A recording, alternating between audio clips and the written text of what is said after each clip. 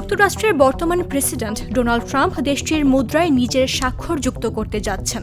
এর মাধ্যমে দেশটির ইতিহাসে তিনিই প্রথম দায়িত্বে থাকা মার্কিন প্রেসিডেন্ট হিসেবে ডলারের নোটে স্বাক্ষর রাখার নজির গড়তে যাচ্ছেন বলে জানিয়েছে যুক্তরাষ্ট্রের অর্থ বিভাগ। জানানো হয়েছে, ট্রাম্পের স্বাক্ষর অর্থমন্ত্রী স্কট বেসেন্টের স্বাক্ষরের পাশাপাশি থাকবে।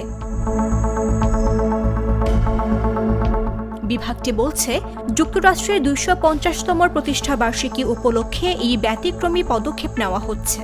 বেসেন্ট বলেন, আমাদের মহান দেশ ও প্রেসিডেন্ট ডোনাল্ড জে ট্রাম্পের ঐতিহাসিক অর্জনকে স্বীকৃতি দেওয়ার সবচেয়ে শক্তিশালী উপায় হল ডলারের নোটে তার নাম থাকা।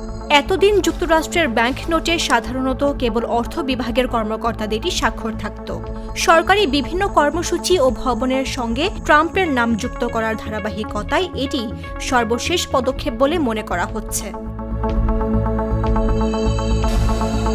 আগামী জুন মাসে ট্রাম্প ও বেসেন্টের স্বাক্ষর সংবলিত প্রথম $100 নোট ছাপানো হবে এবং পরে অন্যান্য নোটেও তা যুক্ত করা হবে।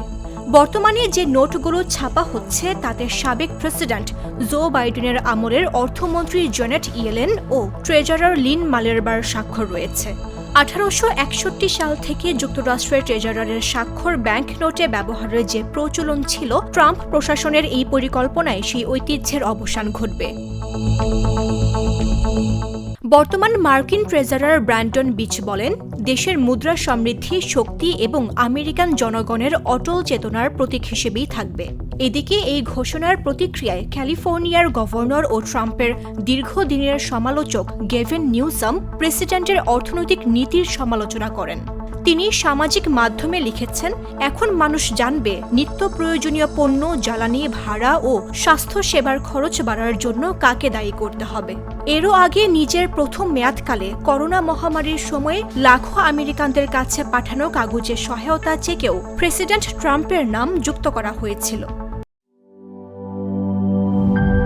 দুধার চকলেটে একাকার হয়ে ওঠা প্রাণ লেয়ার সম্পর্কের মিষ্টি ম্যাজিক।